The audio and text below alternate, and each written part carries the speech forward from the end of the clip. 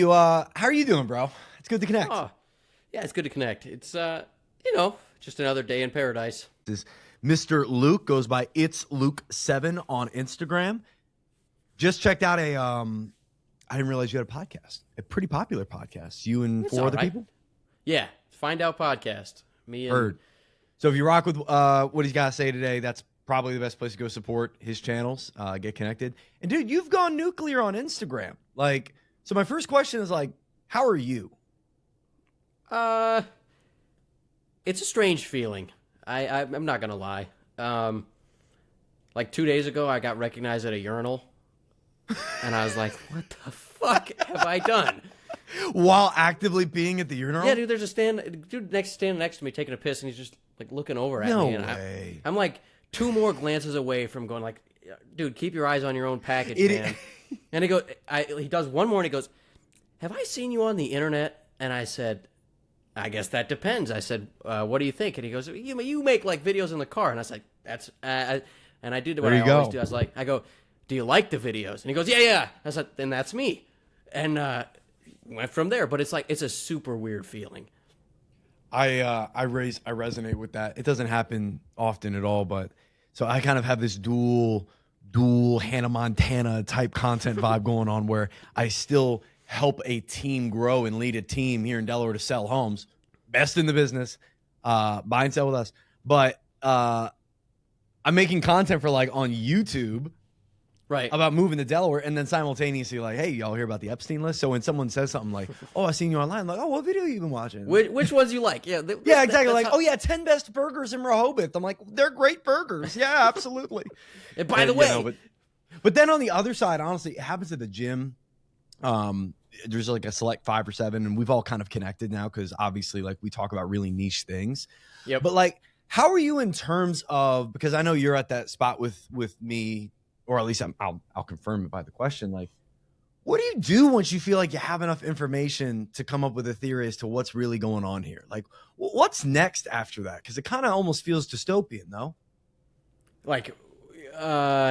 As in terms of how do I feel about the future? More how do you feel about right now, understanding what you might believe the future is going to be? Oh, shitty. It feels terrible. I was on the phone this morning, I think with my dad, and he was making some obscure, I think we were talking about Iran. Iran, and he was making a prediction. I was like, I don't even want to make a prediction because every time I make a prediction, it's worse. Right. I have not had a prediction that I made that ended up better than what I said was going to happen. It's you're predicting the path, but not truly the velocity or how bad it's going to get with you. What sticks out most for you? Because dude, you've gone nuclear on Instagram. You've gone crazy, and you've had so many videos that I think just touch on an emotional level, just kind of just your passion for what you're doing. Yep. What was it for you that kind of was it a pulling of a trigger for you in your brain of oh my God, or was it a slow eye awakening type deal? Explain that for me. Was it a moment? Was it over time? So I started making videos a little over a year ago, right after the election. That's the first time I'd ever done anything online. Really? So was not even Instagram, just the first time. Before that, the only thing I'd posted before was my personal bass on Reddit. My best bass catch ever. That's the kind of social somewhere media on Reddit. There's some great content. That's exactly, YouTube. Exactly. I had a skit show on YouTube. Don't look it up. I had a fucking bass fishing subreddit. That's where I've been before that. What a niche. Okay, but so you get into it over a year or so ago. You're over 700,000 followers. With momentum, no form of stagnation in that. I feel a similar way to where I look at my own following count, not even near yours. I'm like, what's going on here? There seems to be a lot of people that all kind of agree on a couple core beliefs. Again, I kind of interrupted you, but again, what was it that started you even just over a year ago to decide, let me pick up and shoot a video about this?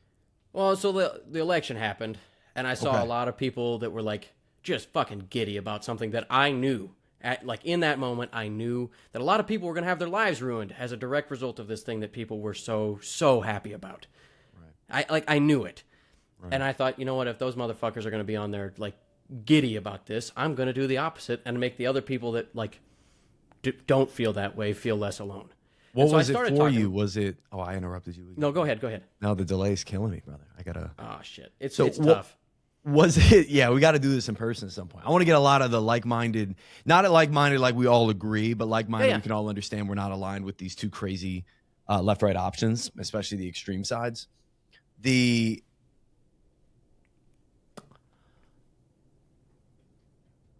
There just seems to be, like I said, a large group of people that seemingly agree around the topics you're touching on.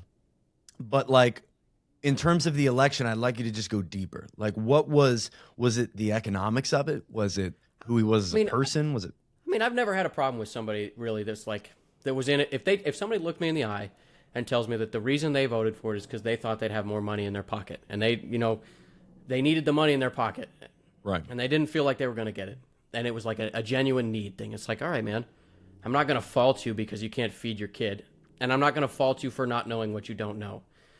But the people who were giddy about the deportation shit, it's like you're going to watch people get ripped out of their house, and you're going to laugh about that. I'm not going to be cool with you.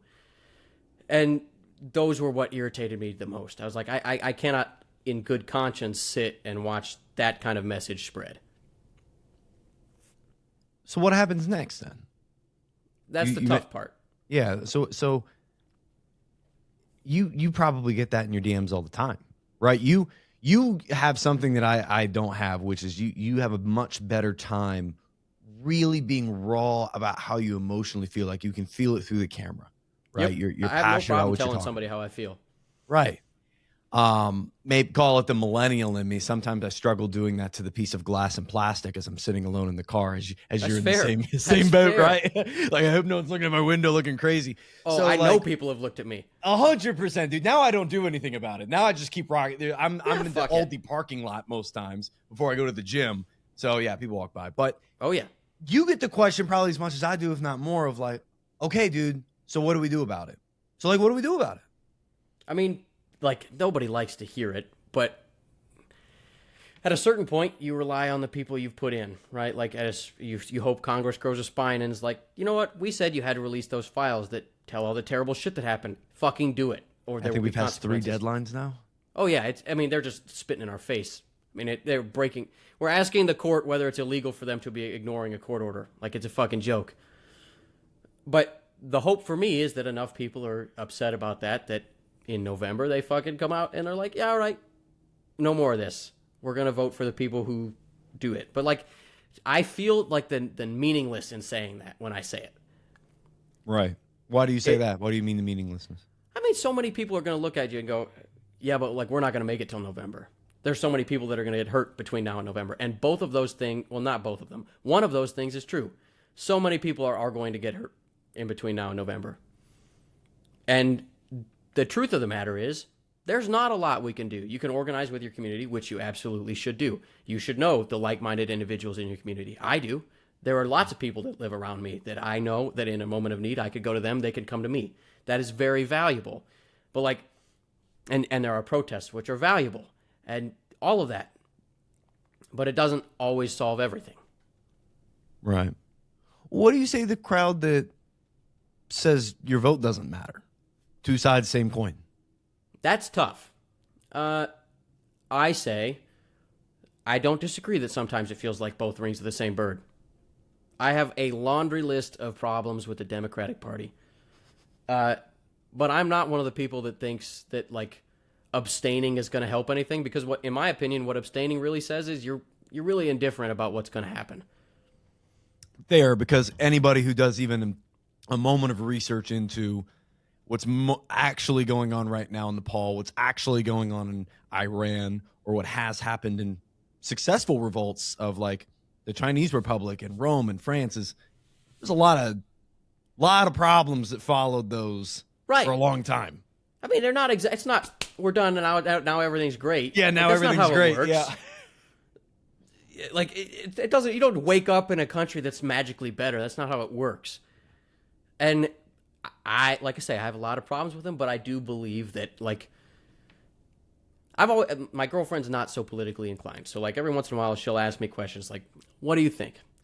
And I have told her that I think 3 terms with a Democratic president that actually gets to do what they want to do life changes for the better for a lot of people. And the truth Do of you it, hold it back on, say, the Congress being red while there was a blue president? well, I mean, or- it's just tough, right? Like, yeah. I agree part of with it- you, by the way. I think Yeah. that the 4 to 8 year system has good intention, but leads to a lot when you add the ego and the donors and you add, so many long-term projects that honestly require sometimes maybe more than 4 years. It requires teamwork between terms. and and the truth of it is that it requires valid, good faith teamwork between both sides. Absolutely. Which I think a lot of people thought they had for such a long time. But now it's so Well, clear and evident not the case today. Well, it felt like it was around Right. Obama. I mean, I was Yeah, a that's a fucking great kid, question. So like, Had it I ever wasn't actually like changed, or is it super just now more inclined then, but obvious? it felt a little bit like there was some. Right. in It felt Obama. more sincere. But like 2016, the Orange Man comes around. The divide has never been bigger, ever. That's undebatable. I don't think that's, and I think it's even worse today than it was then. And I think there's not a lot of people that would disagree, red or blue, that we haven't had such like a professional president in office since like maybe an Obama. Oh man, like Joe Biden. Regardless of policy or results of Yeah. anything or any argument, it's just like as a leader, yeah, speaksman, Biden was that old grandpa that you're like, fuck, man, that last 4 years was crazy. Will you please come in here and make us feel better? You're right. You get into real tinfoil conspiracy world where you start thinking about, man, what a perfectly orchestrated plan. You beat the wife on a ballot. You're against the wife of Bill Clinton, 2 people on the Epstein list, by the way, that now are like saying, we're not even going to get tried till everyone does. You beat her, and then you get to lose, quote unquote, to someone who's really not going to make much difference. We're going to have this disease that happens, by the way, that takes up like 3 years of the term, economies in turmoil, and then boom, you get to come back. It's like, is there actually a long-term plan happening in front of us? And we're being distracted by these just culture war idiocracies that are leading to chaos, like Right. leading untrained masked men from a bunch of different law enforcement agencies and some without training, with a month and a half of training. Dog, I went to Afghanistan. I have friends in the police force. I've worked in the Department of Corrections. Like, I've been through law enforcement training, especially the military. Like, you don't train just to train. You train so you can't get it wrong, because they Yeah, man, know. I had more than 47 days of training at fucking Subway. Like 4 tomatoes, not 5, Luke. Exactly. I'd have Not those 5, fucking Luke. sandwiches memorized. Like, these assholes don't know their dick from their ass. They don't know But that's anything. the thing, like in the military, and I know they do this in law enforcement as well, is in every level, is you don't know what you're gonna do in that split second moment where you think your life's Right. on the line. Right? You don't know how you're gonna. I remember we went through so much training before we went overseas, over and over and over and over again, because you don't know what your body's gonna do. So you have to bypass it. You have to get Well, yeah, to that's the the point, subconscious right? It's level. supposed to be automatic. It's just automatic, exactly. So you don't pull a weapon on the civilian. So you don't accidentally do that with the spoon of the grenade. So you don't fire at the wrong time, wrong moment, wrong person. Like, Your body knows without having to think. exactly, like clearing a room as people are popping up and running around. Like, you got to be able to discern. It's like a baseball player. Like, they have such little time to react. And I just feel we put a bunch of people out there anonymously, untrained. It's gonna cause chaos. Yep. And I agree. I wonder if that's the point. Yeah. Like if not only is the cruelty not the point, but the chaos is the point. But and reverting back to your point earlier, because that's one I'm working out of my basement. I'm not much of I'm not going out too much unless I'm going outside just with my family, right? I'm not going out with friends or doing anything too nuts. Like, I can get detached from just exactly what you just said. Is there's going to be a lot of people that are hurt between now and that time. Yep. And I guess I just wonder, is November, our midterm elections, I think America's really good at carrots on sticks. Let's make the future look better than we know it's going to be to keep you calm in the present. Mm-hmm. And I just wonder if it's one of those, right? Well, the problem is, and it's another of my problems with the fucking Democratic Party, is it seems that in times past, they've been an opposition party that doesn't do a lot of opposition. They're like, we're better than them. We promise we're better than them. And then when you vote for them, it's like, you're like this much better than them. Like, you're not doing the terrible shit, but like in terms of how you Right. actually help people, this Right. much better. Sure. And so, like, when I think about people who, who you're going to vote for. Like, there are a lot of options out there of people that are younger that actually believe in, well, hopefully actually. Yeah, believe in the things that they exactly. say. Exactly. Like, how can I, like, for example, the main guy right now that I look at, that I would say if I had to put my money on, he's got the right intentions, is Thomas Massey. Like, He seems to stand for it. he seems to at least stand consistently for what he has stood for.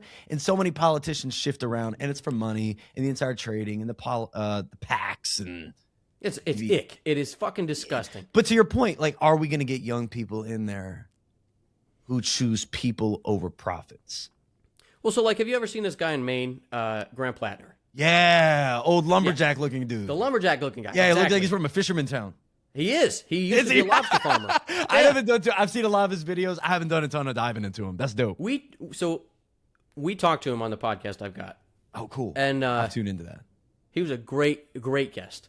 But prior to that, I like 2 months prior, we were trying to get him nailed down to come on the show, and he was like, "Let me talk to one of you guys to like get a feel for you." And so I happened to be the guy, and I had to connect with his team, so I talked to him for like an hour.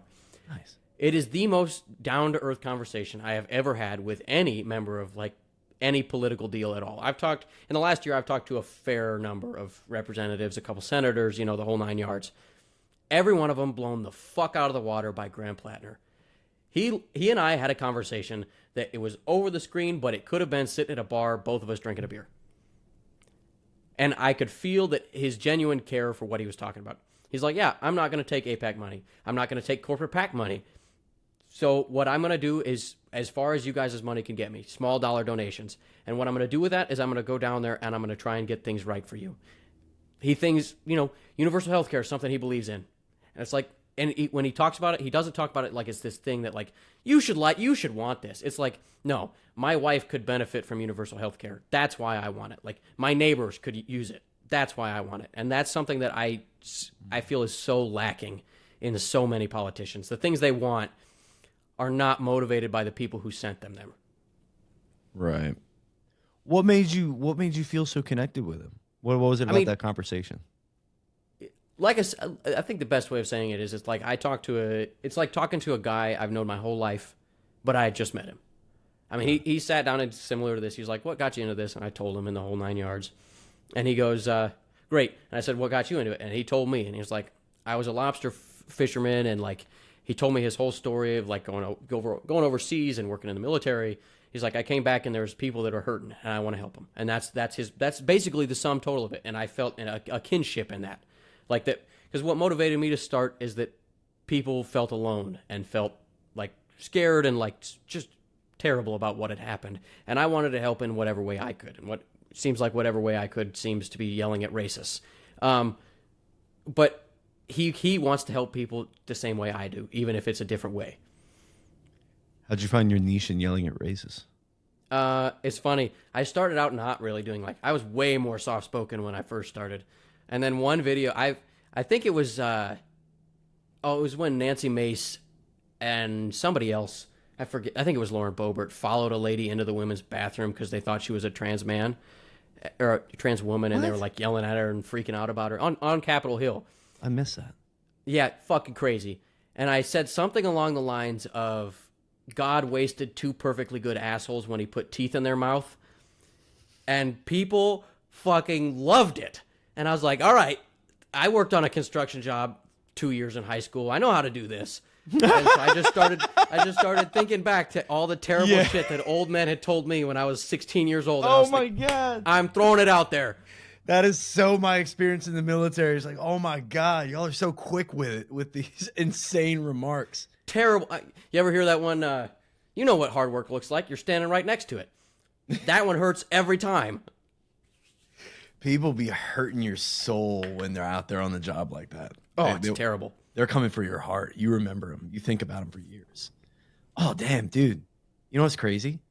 What's that? It's going to sound nuts. So we just got this whiteboard, and I was doing a test shot in front of it, and I had to like jump to try to see if it was tall enough. Turns out it wasn't.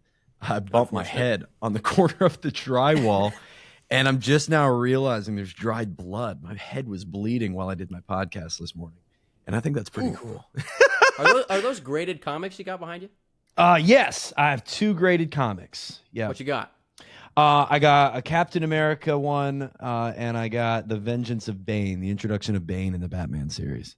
That's my From 9.6. Nightfall, one of the best of all time. Dude, so good. I've read that one. I can't say I've actually read the Captain America comic. But yeah, The Vengeance of Bane and The Killing Joke were the 2 main ones that I liked. And I've always liked Batman for a similar like kinship to what I kind of view as a virtuous person now. It's like, okay, this guy got all of his money, had the worst thing and a kid could have happened to him, right? His kid, parents died in front of him, raised by a weird butler grandpa, and alone, like with everything accessible to you. You have every vice. Like it's like Solomon in the Bible, and then he writes Ecclesiastes, like there's nothing new under the sun. It all sucks. Yeah. Like it's he's got everything, and he chooses to go after the bad guy. And I think that's really cool. I think it's really cool to get to the finish line and turn around. God, I wish there was a billionaire like that in real life. Man, I think Mark Cuban wants to be it. Yeah, he's too old, though. He can't beat the shit out of criminals anymore. He's too chill, man. He's too much more likely to go join a basketball tournament or something. But he's a cool dude. I would like to think, because he's also got that healthcare company. Yeah, dog, I was bleeding. What the hell? Yeah, he's got, what's it called? The pill one, right? Yeah, where he's going after the big pharma. Awesome. But it probably, withstanding a Larry Fink or an Ellison or even a Musk, which I think people think that of him, but actions speak louder sometimes than tweets. The amount of people that would have to stand up and kind of challenge those specific niches, right? Like Mark's attacking pharma. Like who's going to attack housing? Like who's going to be the Martha Stewart to bring back the catalog homes? Like who's going to be, is it going to be Snoop Dogg? Is he going to go after the weed industry? Like who's going to go after big food? It's not, RFK ain't doing shit. Like what? Not doing diddly fuck. Who's going to actually do these things? Like, okay, we need border control. Who's going to actually invest in the proper actual border control that we don't have to actually kill people once they make their, like, it's nuts. Like, and it seems like we would need a lot of Cubans. Bring in the Cubans. A lot of Cubans. Yeah. Are there any others you think of? Man, I have trouble. I do too. I used to like Oprah, and I was like, oh, no. Yeah, I don't know about that. Dog, I might need to go get stitches. Fuck. I'm trying to decipher. Real bad? Yeah, I hit the corner, dog. I thought I was good. I got a little, but I didn't have a headache or nothing. I've never had a concussion, so I'm not prone. That skull's hard. My mom knows. I had a concussion. Oh, you've had it? Yeah, so if you hit your head like that, I would be worried. But yeah, I've never been concussed, even with all the sports and military. It's not stuff. a fun experience. I wouldn't recommend it. I don't imagine, dude. How does it, like, what's the best way you can describe it? Because my boy, we were playing soccer. I was a goalie, and as a defender on a corner kick, he was running to go and head the ball out of bounds and actually headed the head post. Oh, fuck. Oh, God, yeah. It was right in front of me. It's like, oh, damn. It was a Christian school. I couldn't say damn, but I did. Oh, God damn. Forgive me, Father. But, yeah, he was out. And then one time my buddy actually busted his head open when we were playing parking lot tackle football, which, how did that happen? And he was like, yeah, I'm good. I went to go pick him up. And then when he went to go pick me up, or I went to go pick him up, he took his other hand, and filled the back of his head. And it came back. It was just like Wilson on the volleyball. Oh, yeah. And he started screaming. So I've never done that. Jesus. I was bombing a hill on a longboard. You're what? Like snowboarding. I'm sorry. Longboard. Like longboard, skateboarding. Sorry. Yeah. Stupid. And I remember starting the hill, and then I remember picking myself up out of the ditch. And no memory in between there. So you like lose a little bit of beforehand. Oh, yeah. Like, the whole ride down, I don't remember. I made it pretty far. Like, most of the hill was done. The only bit I remember, and it came back to me in a dream, is the sound of my head hitting the pavement. And after that, so I woke up in the ditch. Came back to you in a dream? Yeah, like, I had a dream that was about something else, but I woke up with a dead certainty that was the noise I had heard. I was like, that's the noise. Got it, yeah. It had to sound like a bowling ball in your head. More like a wet, like it was gross. It was terrible. Terrible noise. That's worse than a bowling ball. Is Way that like worse. Your brain hitting the inside of your skull? Like what is that? I don't know, but it was terrible. It was awful. Isn't that what a concussion is when the brain moves? It's when your brain hits your skull. Yeah. Yeah. Oh. But so then I wake up in the ditch, and I was convinced that I had lost my wallet and my keys and stuff in the ditch. I didn't. I had actually left them at home. But I walked back to my house, left the longboard in the ditch, and then drove back down in the car. Like my brain was fucking scooped, and nobody was home. And so I drove back, put the skateboard in the trunk, looked around some more for my stuff. It wasn't there. Then drove home and came back inside, and my stuff was in there. And it was like, the fuck happened to me? Whoa. It's very trippy experience. Did not enjoy it. You still longboard after that? Nope, PTSD. Can't do it. Yeah. Anything I step on where my feet are not like, I don't control my feet, I can't do it. I hear you. The mentality behind no injuries. Skiing, no snowboarding. The mentality of recovery from big injuries is not talked about enough. Like the mental side. I can't do it. Like I tried for like months after that. I was like, this was fun. I really enjoyed doing it before it, and like can't do it. That's where when people like Russell Westbrook that have had like 3 surgeries on the same knee and are still like dunking in their 30s. I'm like, yo, insanity. What? It's like, what are you doing? How are you doing that? Yeah, I mean, if I rip my pec at the gym, I'm never benching again. I promise. Never, ever, not ever. once. Never, ever. I got a boy that he was doing dumbbell press, shoulder press, and a guy from behind him like walked by and hit his shoulder while he was like shouldering like 95s, which is like my body. He like tore his delt and he just did it again. Fuck. Every time I see one of those videos of somebody popping their knee on the leg press, I don't want to use that machine anymore. If a fail video or something comes up and somebody in the gym, it's an immediate scroll. I don't need it. My brother-in-law's the same way. I send that shit to him specifically. You're I had a guy that used to send me people dying on Instagram. Like, stop doing this. That's insane. That's why I don't go on fucking Twitter for among other reasons. Literally, that app is literally just people dying and porn. That's it. It's so nasty.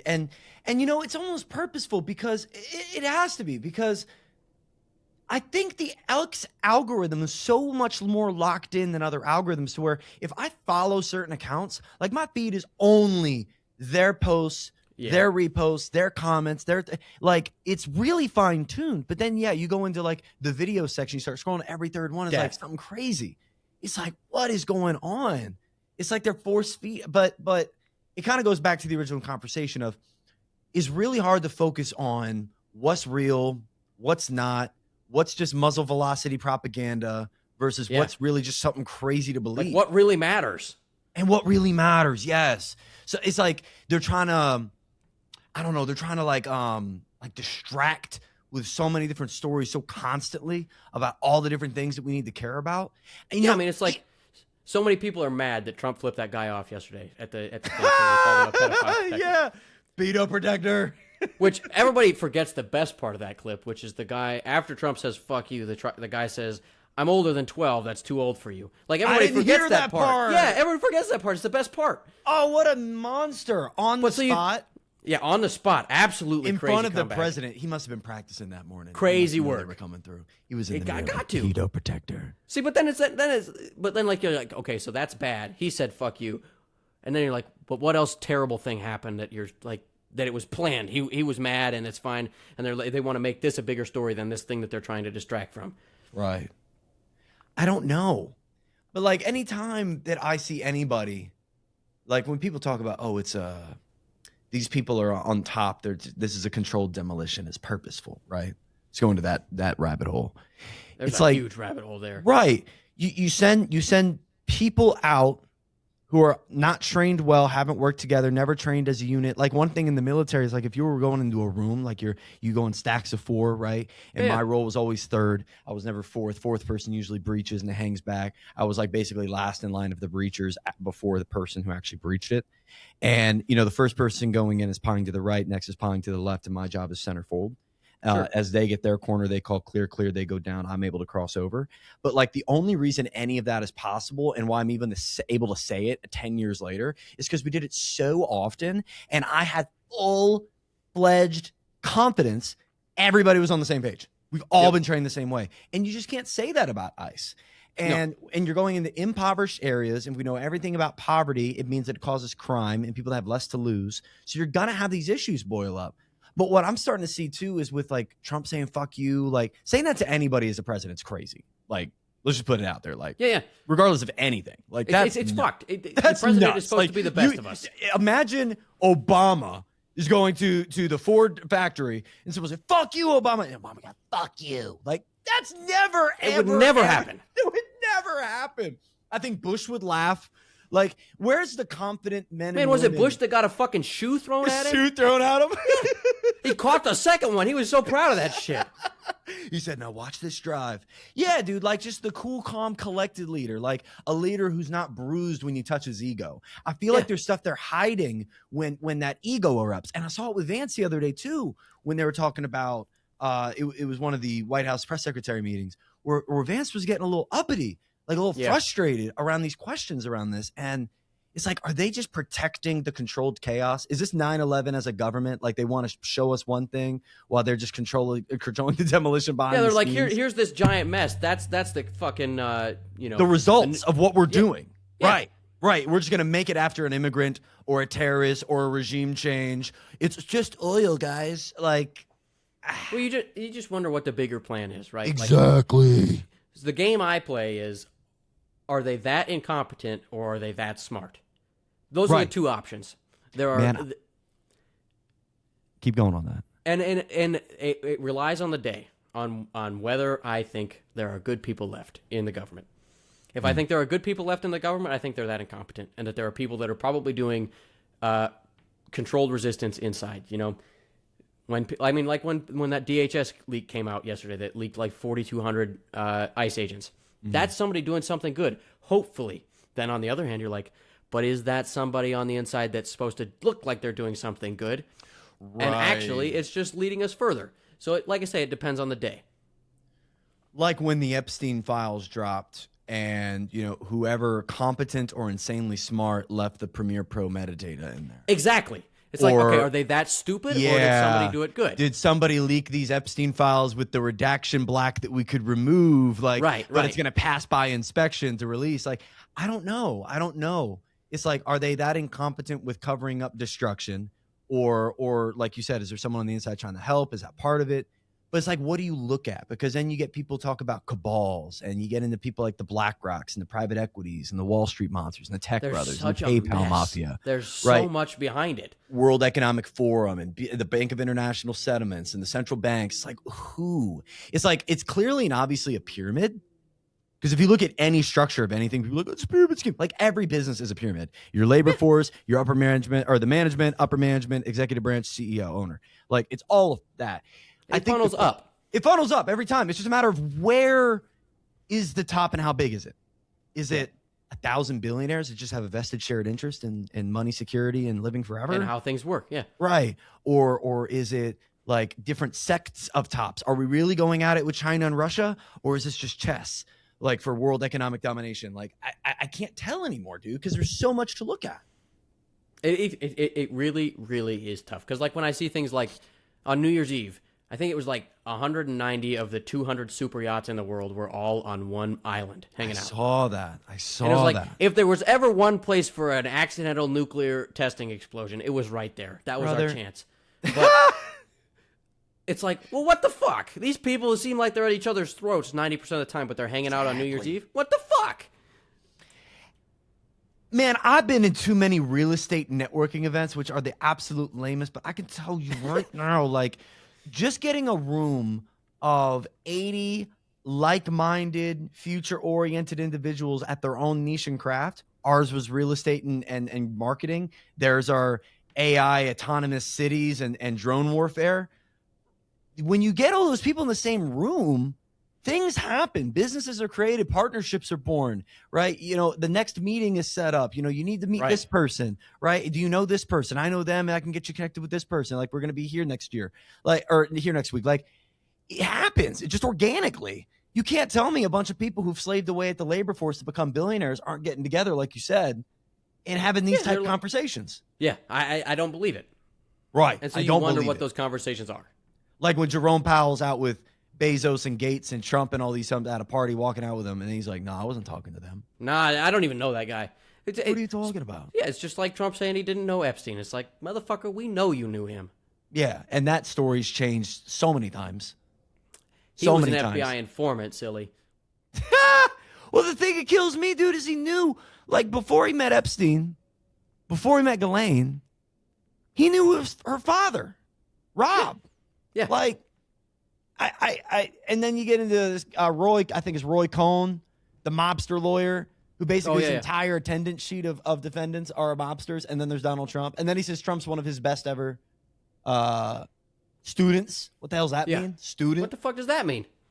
Is too weird. Is too clear. Did you see? Have you read into? I can't remember her name or his name. There's an Army vet, male that released. Oh, Sasha. I think that's how you pronounce it. Yep. Have you read into that? Because I read into it. Okay, so I'm going to ask you questions about it because I just came to be aware of it yesterday. I have not. It's a lot of information. I get it one scroll. I'm going to reread it and go through some of the audios tonight. But like, talk to me about it. It seems like, if I'm getting the gist, he at a very young age, along with a few others that are now gone, were being trafficked to the likes of Lindsey Graham and Donald Trump and others in the administration. Lindsey Graham makes so much sense. I hate that asshole. Yep. And I'm reading Killing of Puppies. I'm like, break it down for me, because it seems like the father, supposedly of him, is also prominently already named in the Epstein files. So it seems like there's a direct triangulation. There's connections everywhere. And like, the problem is that, at least for like me communicating on a social, is like, I am a firm believer in believing the victim, but like at a certain point, if you're going to say something publicly, you got to have some evidence. Right. There's not like a super amount of evidence that's like secondary from what I've seen. But the stuff that he says in there is like, holy fuck, there's atrocious things. Right. Like, atrocious things. Right. It's always that, is it true? And I think AI is just making that harder and harder, especially with copy. It's so hard. Especially with copy. And now you can make, dude, AI is going to be able to have a fluent, if not more fluent and educated conversation than me and you. There's going to be AI podcasts around subjects if there aren't already. Easily. I would bet there are. I bet there are. It's crazy that there's always that inkling of doubt. And is it that inkling of doubt that they want us to have that allows for the truth to get released, all while no one knows the lie? Like, do you watch The Office? Yeah. Show them. Okay. Do you remember there was an episode where Michael, the boss, had accidentally leaked that there was a pregnancy, like Jan was pregnant? Oh, yeah, and he makes up a bunch of other lies. So he makes up a bunch of lies and spreads them through the office, and by the end, no one really knows what's true until they start working together to figure out what's real, what's the purpose. Right. I kind of feel like that's a little bit of it. Like, the truth can come out, right? When there's so much coming out. Well, it's the same thing. So I think they've released 0.6% of the Epstein files. Aren't there millions that are still reviewing? Yeah. That's a funny way of getting getting the black Sharpie out. But so then you think, and you're like, okay, is their game that they can wait as long as possible and have people forget about it? And this 0.6% that they've released so far, they've deemed none of that is bad enough to ruin things, despite the fact that there's shit in there about Trump throwing a baby into Lake Michigan. Like, or at least being present for it. Right. How, if that's there, and they're like, okay, that's not bad enough that we'd have to worry about releasing it. What the fuck is in the other 99.4%? Fair. If that's being prioritized, what's left? Because we've seen in the past, propaganda is best served in slices. Yep. You never get the full picture at first. Like the rolling out of Venezuela, I think, was very similar. Like, in how we approached it first for crime and people coming into our country, and then it's cocaine, drug boats, and then it's oil, and then obviously slowly we get to the point where we're using super soldiers to kidnap the president. It's like okay. What do you think is true? What do you think this leads to? Where do you think we're headed if nobody stops it? I mean, at a certain point, the fucker's gonna die. That's the truth of the matter. Sure. But then we have, if that happens within a term, and I know many people would cheer that on, I don't know necessarily I want Peter Thiel funded J.D. Vance walking in his place. I don't feel any better about that. I agree. Exactly. He's at the very least more competent's an interesting word. At the very least, he's more alive. Can handle a conversation very well. Very astute. He could talk a lot better. Right. I don't. The only good side of it is that he doesn't have the same charm as. The damnedest thing is Trump can be funny sometimes. Yeah. There are times you could say something. It's like, if you weren't a ginormous 100%. Piece of shit, I would laugh. That's 100%. Funny. Like, you talk about someone who can have a quick retort. Man, if he was a judge on a drag show, it'd be perfect. It would be perfect. He never belonged as the president, but he'd been great at that. Vance doesn't have that. Vance has all of the fucking charm and charisma of a guy who fucked a couch. Like, He's got nothing. And charisma wise, I hear you, but if he can speak the right message and talk unemotionally, I think that's all it takes right now is just not to react and be able to read a damn script and not be old. But it takes so much more than that when you're convincing people like, no, your wallet's not actually empty. 100%. It's actually the immigrants. They took that money out of your pocket. I don't want that. I don't want that. It's so what changes? Because then we got like DeSantis as an option. It's just like, okay, the homeless fund fraud, you and your wife. Like, am I supposed to just forget about this stuff? Am I supposed to forget that these burned down areas are now being resold back to the state when you said that wasn't going to happen? Like, I'm supposed to just ignore fraud within your own economy? And there's, yeah, run the country. Like, thanks. It's like all the options laid out already suck unless someone like a Massey, I don't know, Rokana mixture, like, or could we bleed the lines even? Like, why couldn't we have a red-blue president, vice president? If you find me a rational, like, not fucking insane, gonna try and take your fucking rights Republican and run them with a blue ticket, I'm not against that. If it's somebody that I can sit and like have throw Massey in there. Throw a Rokana. No problem. I love Rokana, but I think Massey's just more like you mentioned charisma, like stand on business. Yeah. I can trust that he sticks with where he's at. Yeah. Big time. But yeah, who would be the Democrat you'd want to lead if Massey's VP? Who would you want as some of the presidential nominees? Andy Bashir. Andy Bashir. I'm not familiar. Okay, tell me about her. Governor of Kentucky. Okay. I think I'm pretty sure it's Kentucky. Right. One of the highest approval ratings of any governor in the state or in the country. No way. Yeah, it's a blue state, I think, but it has a lot of red voters. But he has high satisfaction with his red voters. Okay. Because he appeals to both sides. He's a straight up guy, real come as you go, not gonna fuck you. And I think he genuinely has the best interests of people at heart. And it's been a long time, I think, at least 4 years, since we had somebody that, like, I think Biden cared. I think he was too old to care, like, truly care. He's detached. Right. Every fucking 75-year-old I've ever had a conversation with, right. They're not in touch with what the real things are. So you need somebody young, and Bashar's fairly young. I think he's in his 50s. Which that's young. You gotta have experience. You gotta have experience. Did you know that Gen X has never had a president from their own generation? Yeah, actually, I recently saw the stat that the president in 2026, the president in 2016, president in 2006, and the president in 1996 were all born in 1946. Yep, it's insanity. It's like, daggone, you guys are old, and you're staying. What are we doing You're getting here? older. Yeah, older. Right. And then you get like conversations like that are great tinfoil fuel to be like, okay, these guys have just all been friends, buddies, and within the same circles for so long. Like, just keep the power of the power. So I read Kamala Harris's book. It wasn't great, but it was all right. Did you know that she said in there that Trump was always kind to her in private? Why is that? What do you mean? Why is that? Like, why does she allude to why she thought that was? She was alluding to the fact that she thinks that, like, a lot of his character is a character. Dude, which is true. I mean, it comes all the way back to his fucking time on The Apprentice, right? He spent a lot of time playing the guy that says you're fired. Yes. And so anytime he's anywhere, that's the character he plays. And dude, can I tell you? So this guy's been between Hollywood and New York. Like, I don't know where they shot, things like The Apprentice, but I thought it was New York. And the amount of commercials and campaigns now he's doing and live speeches. So I've been making content for like 10 years now between everything. So I've become to grow accustomed to some of the skill sets it takes to, literally sit in front of a piece of glass and plastic and in real estate, convince somebody of working with us for sales. Sales is communication. And I saw a video recently, actually, that put it.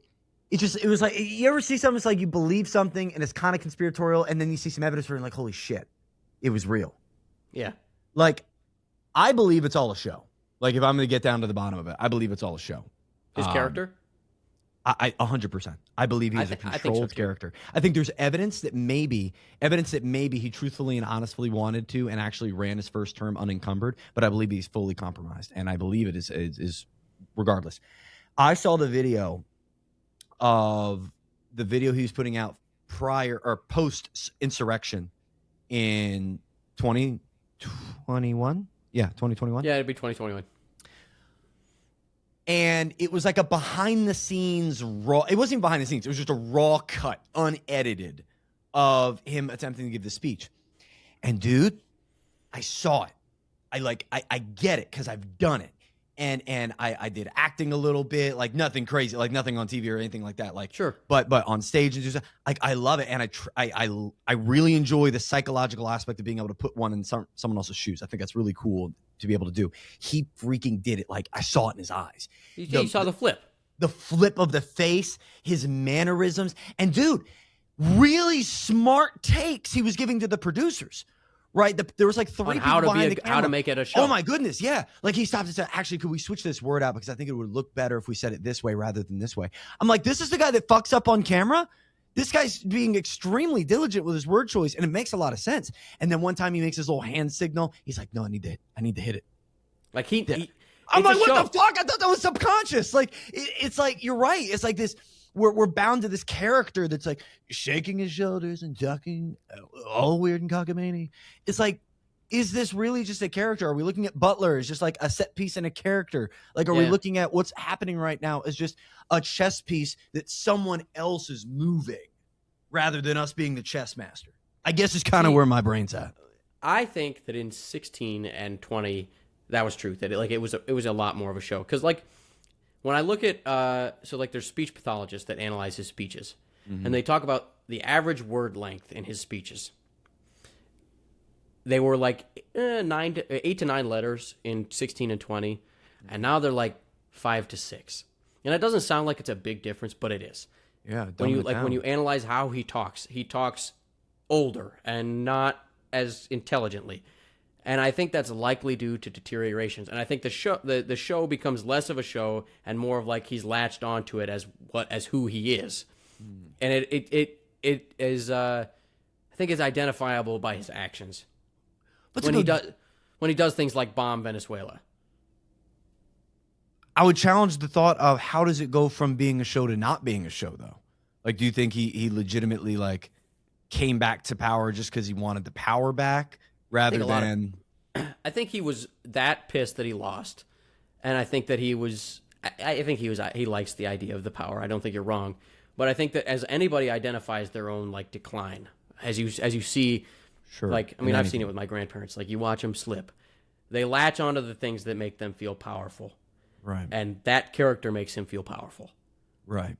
That character, and I'm not saying that he doesn't find enjoyment and comfort and security and all the prideful, egotistical pleasures that this world offers to him. I'm sure, the craziest thing that can be given to a rich man is more money.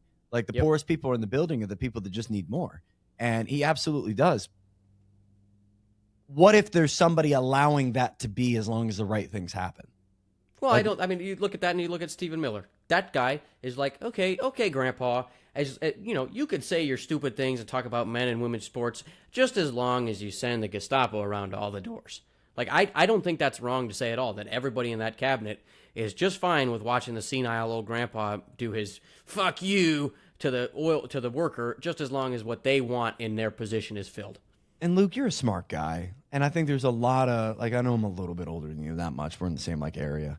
There's a lot of people in our age range that are smart men and women, and you combine that with what's happened in my life is I now have a lot of time to be able to watch these cabinet meetings in full and watch the entire Carolyn Leavitt press secretary brief and the State of the Unions and the reactions to the big events and the Liberation Days and the World Economic Forums and boring ass economic panels. It's just like, wow, like how can anyone be paying attention full time, working with this man all day, every day? It would drive me insane. It would drive me fucking insane. It's like, it's just in his ability as a leader, dog. Like I've read a lot of Simon Sinek and John Maxwell and Gary Vaynerchuk and Napoleon Hill and all, you name them all. Like whatever. I read a lot of books because I was in entrepreneur space. I was addicted to self-development. Like nothing about what I see even qualifies as the definition of a leader in any sense. Man, And I had at this the boss minimum, I once. don't get that. I had this boss once. I worked at like a construction type deal. Right. He was like a vice president at the company. Right. And he was like 250 grand a year. Okay. He was making the cheddar. Yeah. And he called me into his office one day. And what year was that? That was like 4 years ago. Oh, back when 250 was a lot of money. Good. Yeah. And he goes, "How do I find this email? Somebody sent it to me a while ago. I can't find it, and I don't want to scroll all the way back through it."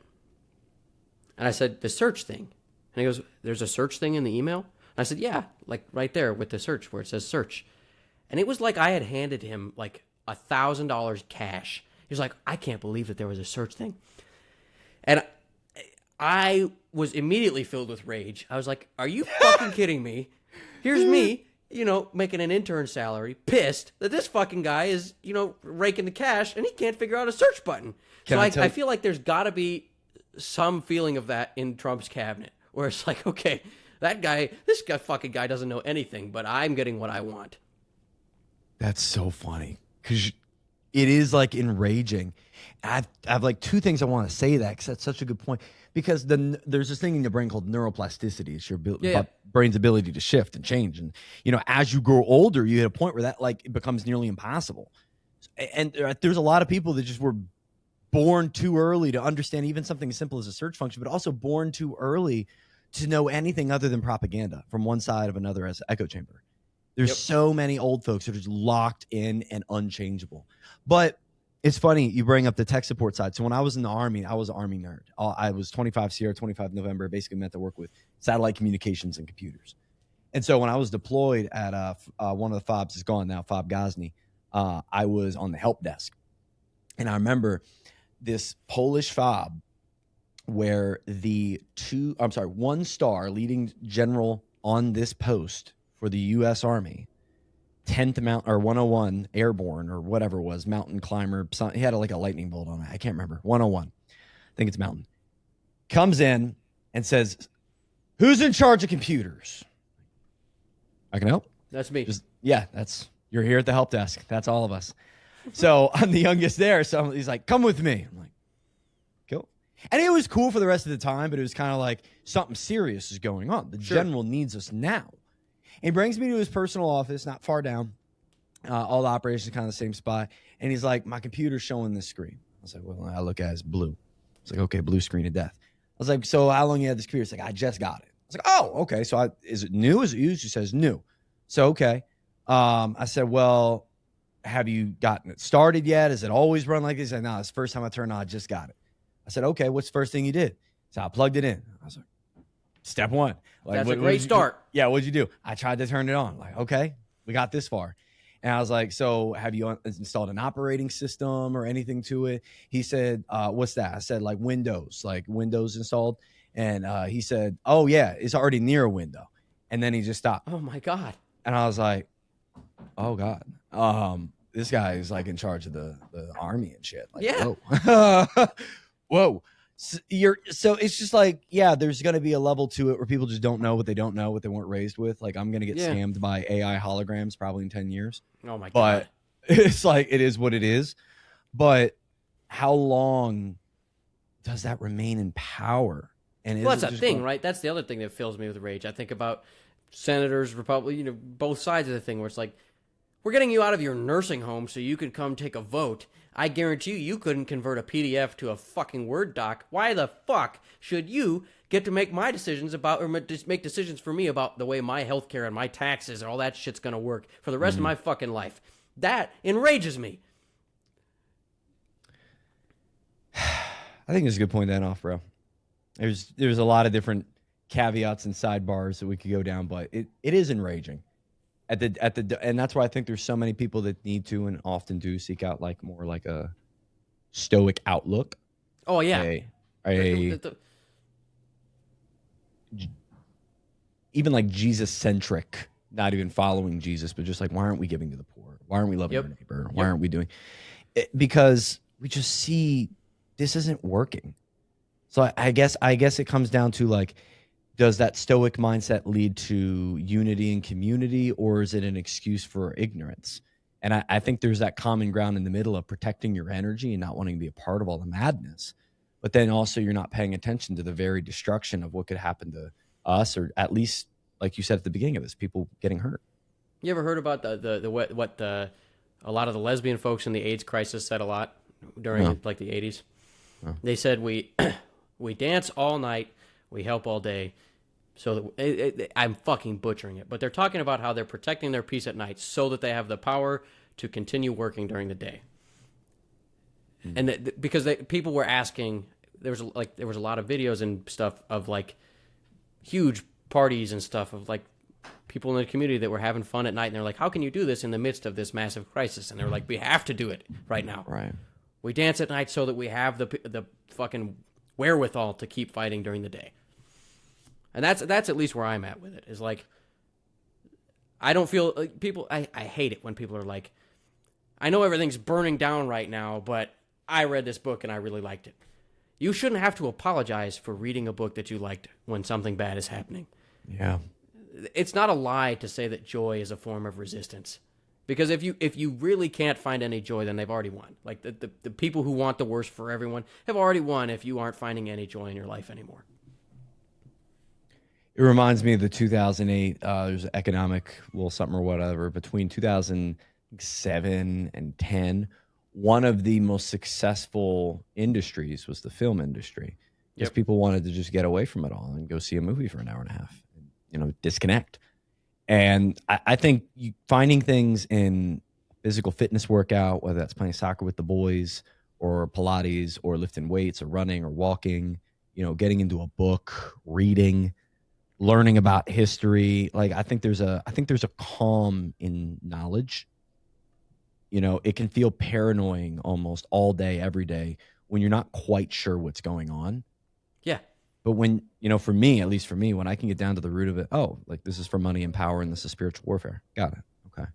That's the way it works. Yeah. It's like, okay, I can wrap my head around it at the very least, And you accept what it is. But like at the same time, I think there's right. Then we're getting into the same debate I have all the time. It's like acceptance versus like you're complying. As you can, but like it doesn't mean you do nothing. You do what you can. But I guess where's that line in the sand? Where's the line in the sand of, you and I both have platforms. We both get the question of, okay, what next? Is it like, are we yelling a message that, and I know people listening to this right now, the 100 or 1,000 or whatever, I mean, each one of you probably feels the same of, we're on the same page if we understand it's kind of fucked. But like, what's next? Is it you find your joy and you find your wealth in yourself and internally and spiritually, and we rise up in a higher consciousness and find joy in the day-to-day while they just create AI tech surveillance cities and bomb people? Right. Or, what level of action? Where's that line in the sand? I find that, like, one thing I tell people when they ask that is try and help one person a day. And if you can help one person a day, then help two people a day. However you can. Can be anybody you fucking meet. Giving your leftovers to a homeless guy when you walk out of a restaurant, you don't really want the leftovers. Or, your fucking family needs something. Help whoever you can when you have the opportunity, and I promise you will feel better.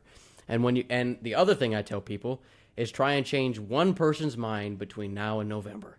And I have one person I'm working on, and it's a real fucking slog, and I hate doing it, but I'm trying. And if everybody did that, there's a lot of momentum that can be done that way.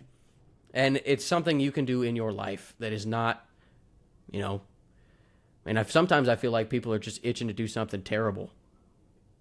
And it's like, well, it's not really going to help anything. Historically, that's an accurate take. That's beautiful, man, because that's the best that we can do is fight for ourselves and then fight for the people to the left or right.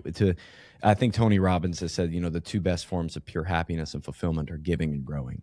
Yep. And if you're able to give back and help somebody, like you said, once a day, and then, whether it's politically or just mindset or it's spiritual or physical fitness, like growing somebody around you, from now till November for the next year, just focusing on one person, because if everybody did that, we're living in a much better world. And we can't put the pressure, and this is where I debate myself all the time, of like, you can't put the pressure of the entire country's problems on your shoulders when this is baked in. Yeah. I mean, I think you had a nice quote. Gandalf said when Pippin said that he wished he didn't live to see these times. Gandalf says, so does everybody who lives to see times like this. But all you can do is what you can with the time you have. That's it. Yeah. And so what makes me sleep at night is I feel like I'm doing what I can with the time I have. And that makes me sleep most nights. Beautiful. Except last night where both of us said we didn't sleep tonight. I was reading a horror book. It was a mistake. What were you reading? 1 in the morning. It's called The Return by Rachel Harrison. Okay, this lady, how is it? It's pretty solid. These group of friends, they have a friend go missing, and one of them's convinced that she's not actually gone. And then 2 years later, the lady just shows back up on her porch, and Gone Girl doesn't style. remember any of the last 2 years. Whoa. Okay. So the victim. It's pretty good. I enjoyed it. So she's trying to untether what happened. Well, they're all like, "What the fuck? Where'd you run off to? Where'd you go? We had a funeral and everything. Where were you?" Yeah, and they're like, do you really not remember what happened, or are you lying? Oh, got it. I read the whole thing in one sitting. It was a terrible mistake. Yeah. Well, dude, I kind of want to leave off on that of the ability to give back where we can. I think that's the epitome of, you wish you had a billionaire that did it. You wish you had more Cubans types out there doing it, but turning around at the finish line and not basking in your success and instead turning around and helping and giving back and growing others. That's a great way of looking at it. If we can do that for one person at a time, do that, within one habit within ourselves at a time, sacrificing one vice at a time, just one moment where you decide to. One thing I find too is that one good decision is so paralyzing sometimes when you're in these doom loops. Yeah. That one good decision is so hard because you feel the weight of the entire character change that will require to get rid of all of the things that you don't like about yourself. Yeah. And that first one seems so paralyzing, but then you make the first one and then all of a sudden the second one almost starts to compound. And then by the seventh one, your brain starts thinking about different things and going after different things. And by day 14 and day 31, you discover it's easy because your brain has that neuroplasticity. And if you're young, you have that neuroplasticity. If you're under the age of literally 65, you have that neuroplasticity to change these habits. And especially I think we're talking about changing that, adapting that, or lightening up that mindset. Because it's real easy to fall into that nihilist mindset. You're like, oh God, it's terrible. Everything's fucked. I might as well just lay in my bed all day. Right. And that's not beneficial. Not to anybody and not to yourself. Because then when your friend down the road lights his pitchfork and says, well, God dang it, I've had enough. And the revolt happens. And now you're 36 fat and haven't walked outside on no social ability and nothing to grow on. You're going to be in the same position. Yeah. You're going to be in the same position. It's I tell people with housing, I want to make for a housing market crash. I'm like, cool. So I need you to get a down payment of X. I need you to get your credit score here, blah, blah. I'm like, no, wait, I'm going to wait for price to drop. So what are you going to do with your price drop? Get ready then. By the time you're ready, they're gone. Get ready now. It's better to be better to be a warrior in a garden than a gardener in a war? Stay ready so you don't have to get ready. Boom, bam, bop. It's Luke. It's Luke_7 on Instagram. He's got a dope podcast, group podcast. So it's not just one voice like mine. Love having guests like you on, brother. Any other places people can connect with you? I'm everywhere on It's Luke7. That's me. Boom, bam, bop. All right, brother. Have a great one. I'm going to cut it right here. Perfect.